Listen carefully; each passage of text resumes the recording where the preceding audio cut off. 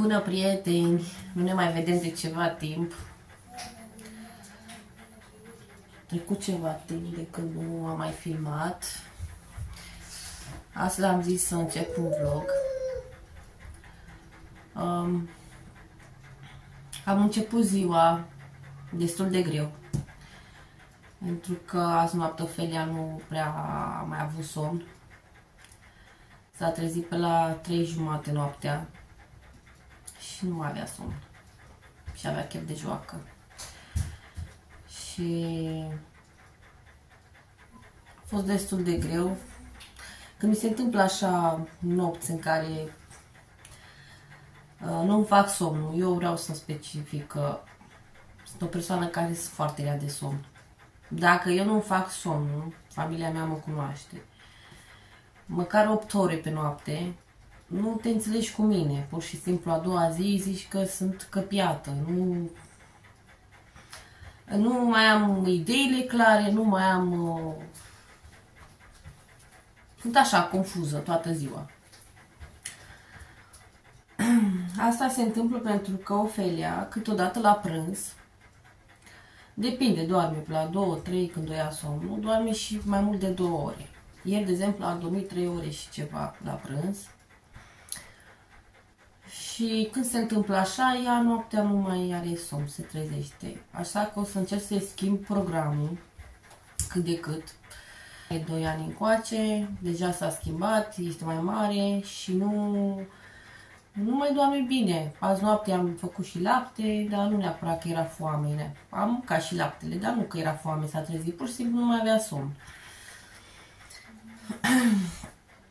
Și acum stau să mă gândesc ce să-i fac să mănânce, pentru că sunt confuză. Eu o să văd ce fac Lofi să mănânce și după aceea văd să mă organizez. Am și de făcut curățenie în casă. Am prima cameră care mi s-au strâns iară hainele în toată casa, le-am luat din toată casa și le-am pus pe canapea acolo să le împăturesc, să văd ce e de spălat, ce nu și restul să le bag în dulapuri. Am de dat cu aspiratorul, se știe, aspiratorul e zilnic. Și văd ce m-am de făcut, am foarte multă treabă, credeți-mă, dar când nu am somnul cum trebuie, nu sunt bună de nimic. Nu știu cum sunteți voi. Eu când aud alți oameni că ei dorm doar 4 ore și e suficient pe noapte, eu nu cred așa ceva. Nu, oamenii ăia ori nu sunt normal la cap, ori se îmbolnăvesc, ori ceva e în neregulă, pentru că nu există să dorm doar 4 ore pe noapte. Minim 8 ore, părerea mea, ca să ai o zi cât de cât încărcată și să ai energie, pentru că în cursul zilei se știe, avem de alergat, avem de făcut, muncim. Nu stăm deloc, nu dorm la prânz. Când doarme Ofelia, eu chiar nu pot să dorm. Și asta mi-e ciudă, că eu de multe ori aș putea să profit să dorm cu ea, că ea doarme. Când doarme 2-3 ore, aș putea să profit să dorm și eu. Dar nu pot. Nu pot și aia este. Așa m-am învățat. Înainte stăteam noaptea, stăteam până târziu. Dar știam că nu aveam responsabilitate, ăsta e adevărul. Deci, odată ce ai un copil, ai o mare responsabilitate și ți se dă toate peste cap. Deci tu deja nu mai rezolvi, nu mai faci ceea ce făceai tu înainte, liberă. Mă trezeam, de exemplu, și ce mănânc aia? Bine, mă duc în rezolva aia. Deci reușeam să mi le fac toate la punct. Mă îmbrăcam, nu aveam niciun obstacol între picioare, să zicem așa, în ghilimele. Dar de când e Ofelia, orice îmi propun, că mă trezesc, fac aia, niciodată nu ajung la să fac toate, pentru că tot timpul este piedica asta. Stai, nu pot, uite, când e prea frig afară, plouă sau ceva, trebuie să mă gândesc, vai, ies cu ea, răcește, e frig, nu știu ce. Când e prea cald, aoleu, îi bate soarele în cap, nu pot să fac așa. Schimbă, dai să mănânce. Sunt multe chestii care trebuie să stai după copil, nu mai poți să faci, să te organizezi așa cum vrei tu. Și mai ales dacă nu te lasă să dormi noaptea. Deci asta este din ce mi-am dat eu seama și ce e mai greu pentru mine. Nu este greu să o schimb, să-i dau să mănânce, să stau cu ea ziua să mă joc. Nu este greu. Greu mi este când trebuie să dorm și nu mă lasă. Deci somnul. Ăla este cel mai greu pentru mine de când o am pe ea. În rest nu am treabă, este ușor, adică este ușor. E copil, na, se joacă, o schimb, mai face câte o prostioară, nu e problemă. Dar dacă aș dormi o noapte, adică măcar minim 8 ore pe noapte, a doua zi aș fi fresh, adică sunt foarte energică. Da, asta e problema mea cu somn și să mănânce, iar după aia vedem ce facem, încerc să-mi revin, am chestii de rezolvat și online, trebuie să fiu fresh pentru că trebuie să am niște plăți de făcut. Și vedem dacă mă duc în oraș astăzi, vedem, nu știu, am promis la cineva că o să mă duc în oraș, trebuie să mă întâlnesc cu cineva, dar nu știu cum să fac Ofelia pentru că e foarte cald. Vedem, nu știu. Gata și micul dejun. O să i-am făcut o omletă, un pic de porumb, iar după aceea o să-i dau un iaurt din acesta.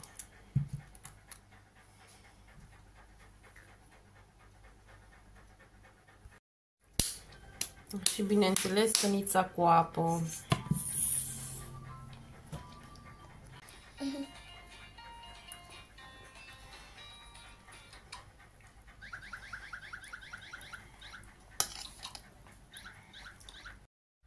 Gata și micul dejun. Ușor nu prea am mâncat așa, a ciugulit, dar în schimb am mâncat iaurtul, a băut apă. Iar acum să ne apucăm de treabă. O să încerc eu să mănânc ce a rămas ei, pentru că mi s-a întâmplat de foarte multe ori să-i las mâncarea, zic, ai, dau mai târziu, o mănâncă mai târziu și de unde că rămâne acolo și nu mai mâncă și arunc. Așa că tot timpul când îi rămâne ceva, le mănânc eu. Ăsta e mai închis la culoare că i-am pus ulei de măsline. Încerc să obișnuiesc cu de toate, adică să mănânce din toate. Pentru că tăticuțul ei nu prea mănâncă de toate, adică are anumite feluri de mâncare care mănâncă atât. Și având în vedere că ea seamănă leit cu taxul, la figurat, la propriu, am zis să nu semene și la mâncare. Dar, sincer, un pic seamănă, pentru că stau, credeți-mă, stau toată ziua să-i dau să mănânce după ea. Nu este și că e un copil mâncăcios care mănâncă tot din farfurie și ai scăpat. Îi mai dai după câteva ore. Nu mâncă așa, ciugulește, după aia iar trebuie să ciugulească și tot așa. Și parcă nu sunt nici eu mulțumită, că știu că nu e mâncată cum trebuie.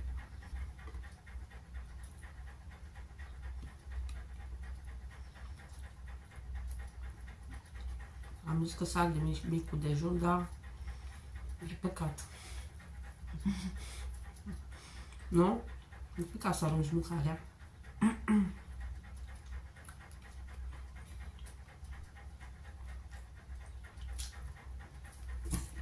Gata. O să spăl farfuria, nu vreau să nu se mai strângă vase. După aceea trec dincolo. Nu. Mai întâi trebuie să fac o plată. Am zis deja, v-am zăpăcit. Ca să nu uit. Să știți că și aici analizele sunt foarte multe de plătit. Și eu, dacă mă credeți, am un carnețel în care îmi scriu în fiecare lună ca să nu uit. În data cu tare. Bine, sunt anumite care, de exemplu, apa mea trage direct de pe card. Asigurarea la mașină la fel, mă trage direct de pe card. Deci e debit card. Dar sunt anumite plăți care trebuie să le fac eu online. Adică aici nu este ca în România, te duci la poștă sau te duci, bine, nu știu dacă se poate, dar nu știu, nu am auzit. Aici totul se face online.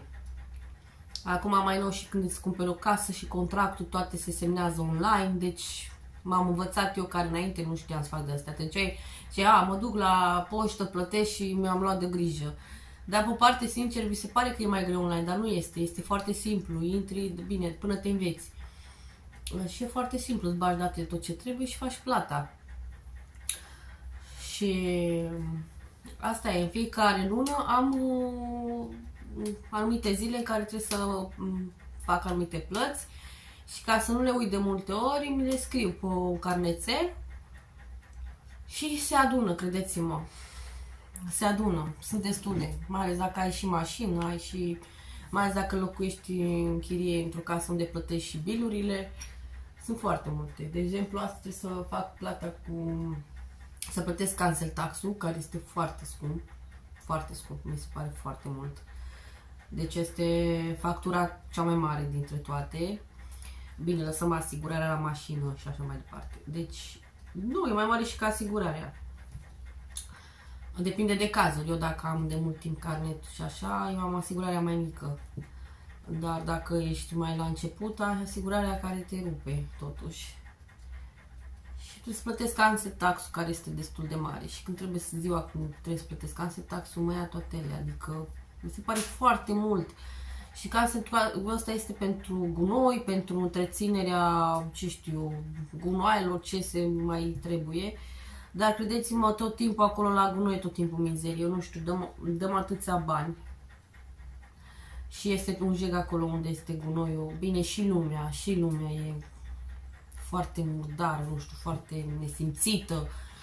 Aici îți dă amendă dacă te prinde să arunci un chiștoc, îți dă o amendă de 250 de lire, mai puțin sau mai mult, depinde de primărie și depinde de oraș, să zicem așa. Dar în schimb tot găsești de toate pe stradă, cutii, mănâncă ăștia copiii, mănâncă mult de la fast food-uri, de astea, chicken shop și astea, și după aia le aruncă pe jos, nu știu ce educație au, deci găsești numai de-astea pe jos, găsești bidoane, găsești de-astea de la bere, toate gunoaiele posibile găsești pe jos și ei totuși dă amenzi și na. Și mai e o chestie. Din ce am observat și e chiar un lucru foarte bun ăsta, de exemplu la noi, uite, unde merg în parc cu Ofelia, acolo au voie și câinii. Dar acolo scrie foarte clar că este o amendă în jur de 1500 de lire, nu știu dacă e maximul sau minimul, nu, maximul de 1500 de lire, dacă te prinde că cățelul tău face pupu, așa, și nu-l iei. Tu ești obligat, odată ce ești cu câinele și știi că are nevoi, trebuie să-și facă nevoile, de timpul trebuie să ai pungulițe cu tine. După ce face, tu îl urmărești după ce face, să le iei frumos în punguliță și să le arunci la gunoi. Dacă te-a prins că nu faci lucrul ăsta și cățelul face și așa, îți ia amendă care te ustură. Și am observat când am mai fost și în parcul Ofi că chiar lumea strânge și are grijă, pentru că chiar se dă amenzi, credeți-mă, foarte usturătoare. Și așa ar trebui să facă și la noi în România, pentru că când mergi pe iarbă, mergi și tu te așezi pe iarbă sau, ce știu, copilul mai aleargă, să te trezești cu un ăla pe încălțăminte și să-l mai aduci și acasă. Mi s-a întâmplat, credeți-mă, că la un moment dat nu știam ce miroase și încolo talpa era...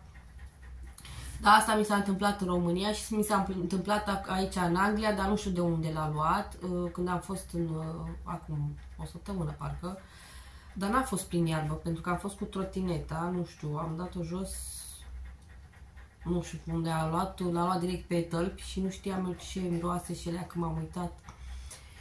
Dar se întâmplă foarte rar aici, deci ăsta este un lucru bun, dar cu toate astea lumea tot e nesimțită și tot aruncă pe jos.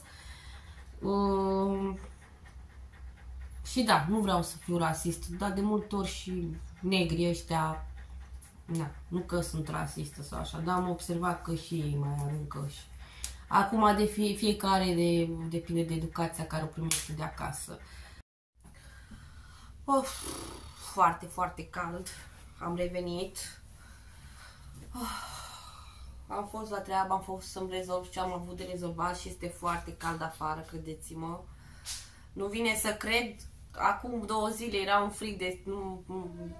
trebuia să-ți iei o geacă pe tine, iar acum e cald de nu mai poți. Așa, trebuie să mă apuc acum să fac hainele, să strâng hainele, că cea mai mare problemă la noi în casă sunt hainele care se acumulează. Da. Și eu sunt de vină, pentru că și eu le mai las aiurea, sincer.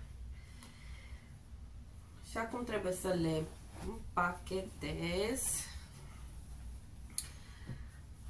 Și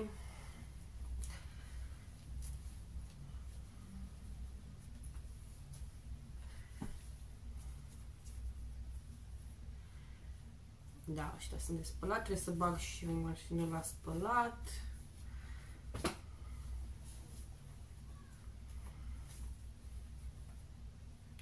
Vreau să vă mai spun că noi mai avem un pic și plecăm și noi în România. Anul ăsta am luat vacanța cam târziu, pentru că trebuie să mergem la o nuntă. Și nunta aceea este la sfârșitul lui august. Și n-am avut încotro.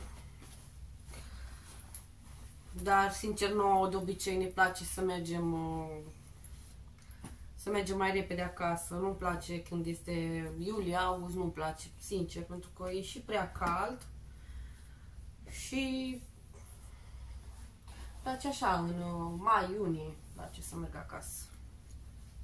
Dar n-am avut încotro, a trebuit să ne luăm așa târziu.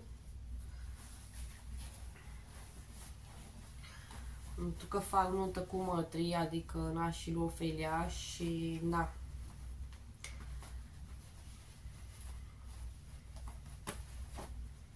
Mai avem și treabă de rezolvat acasă. Avem multe de făcut.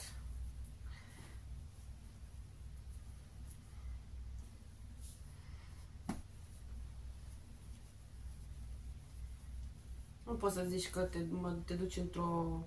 De fapt, noi anul ăsta, sincer, nu e să zici că avem o vacanță, să zicem vacanță. Avem treburi de rezolvat.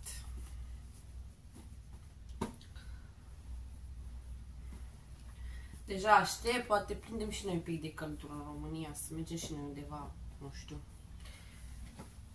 Cam astea sunt hainele, nu au fost chiar multe. Dar, na, împrăștiate așa par foarte multe, trebuie să bag la spălat.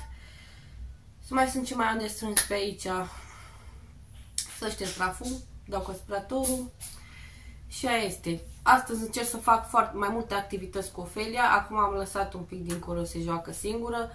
I-am cumpărat tot felul de jucării din acelea de activitate care pune ea cu, nu știu dacă știți, din alea care sunt acum cu animale, cu numere, cu mașinuțe care le iei și le pui în forme.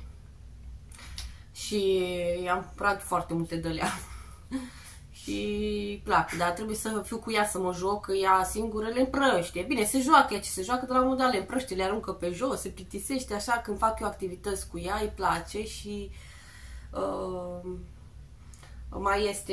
mai place să coloreze, tot așa trebuie să iau cu ea culorile, să mă joc, să-i dau eu culorile și da, asta este, când ai un copil trebuie să stai tu de el. Dacă aveam doi, poate se luau unul cu altul și se jucau altfel și așa, dar acum trebuie să petrec foarte mult timp eu cu ea și să învăț anumite chestii și de-aia de multe ori mă simt foarte obosită și adică na, ajungi la o vârstă, parcă nu-ți mai bine să mai stai să te mai joci. Bine, ea nici nu se joacă cu păpușile. Când o să începe să joace și cu păpușile, ce fac? Mă joc și eu cu ea? Mă joc, ce să fac? Mă joc cu păpușile la vârsta mea. Asta este. Da, ce să facem? Până o dau la grădiniță, pentru că de la anul o să dau la grădiniță. La 3 ani și ceva, 3 ani jumate o să dau la grădiniță. Aici este deja...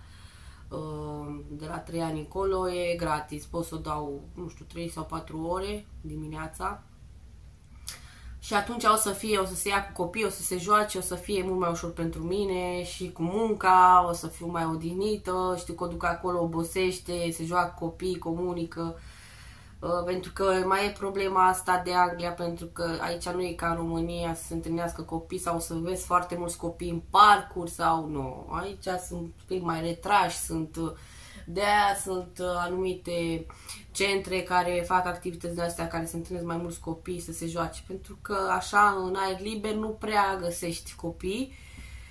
Și noi avem prieteni, dar avem copii care sunt un pic mai mărișoși și nu stă de Ofelia să joace, sincer. Sau prea mici, sau prea mari. Și deja aștept să o dau la anul la grădiniță.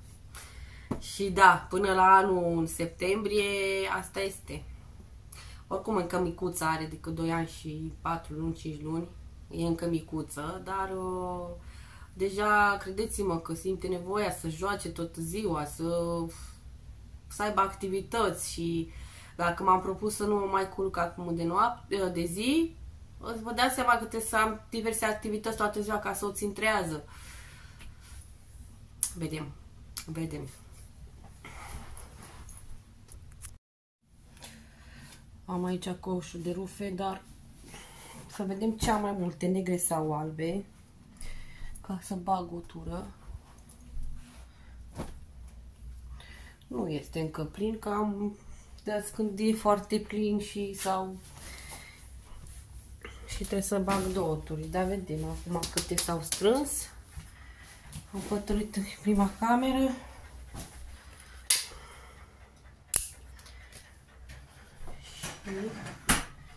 Și să băgăm la spălat. Vedem aici.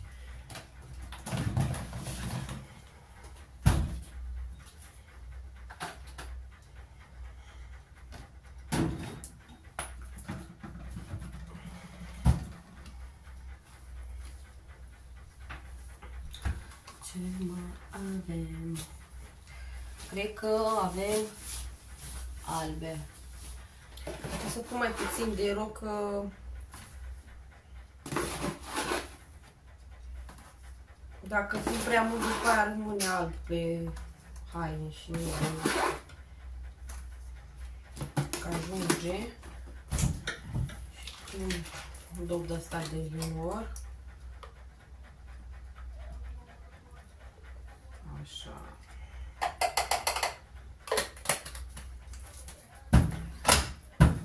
Hai să vedem dacă să băgăm. Să băgăm la asta.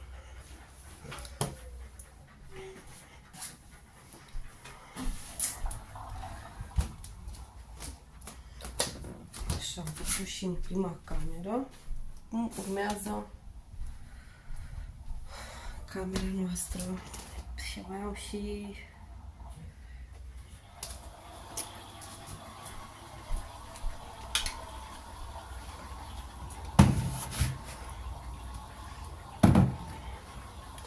să nu-i mai aud pe ceea care spun: femeia ce face acasă toată ziua? Ce face toată ziua când nu face nimic? Ai de mine, nu face nimic toată ziua? Nu știe ce să mai facă? Are foarte multe de făcut. Credeți-mă. În casă, ca să o întreții cât de cât curată, trebuie minim o dată pe zi să-l faci. Și praful și alea, toate se strâng, toate. Doar să stai nemișcat, să nu mai faci nimic, atunci da. Dar rest, n-ai cum. Eu prosopul tot timpul îl pun drept așa, că îmi place să stea frumos. Mai ales că las să strâmb tot timpul, dar în fiecare zi sau de 2-3 ori pe zi vin și aranjez prosopul la baie. Nu-mi place să stea așa iurea. Și el ce face? Nu-l interesează, pune așa cum vrea el. În baie am făcut ieri, sincer, și la toaletă. Iar acum să mă apuc de cameră. Da, asta e mai complicată pentru că am numai jucării pe jos. Da, vedeți? Jucării, jucării. Jucării, jucării. Prosoapele astea trebuie și ele duse la locul lor.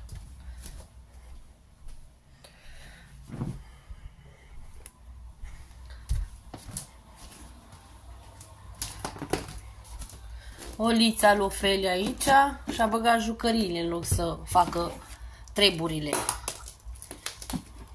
Da, s-a pus praf pe ea.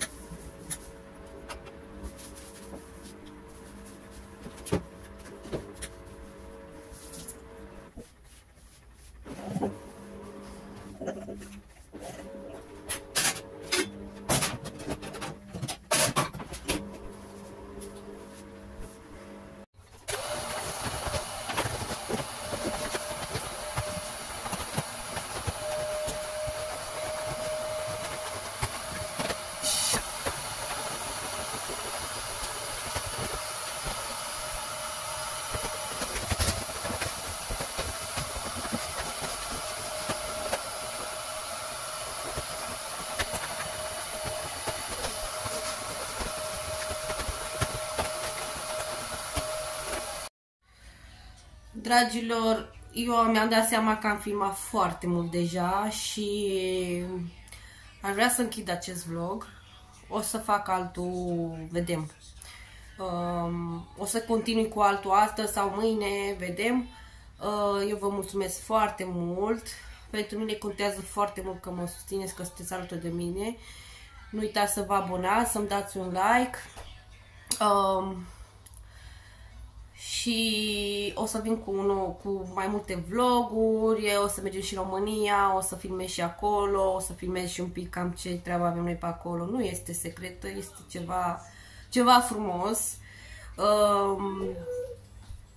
care vreau să împărtășesc și cu voi, dar asta doar dacă sunt susținută și dacă sunt motivată în sensul să văd că am și eu vizualizări, să văd și eu că lumea mi se abonează.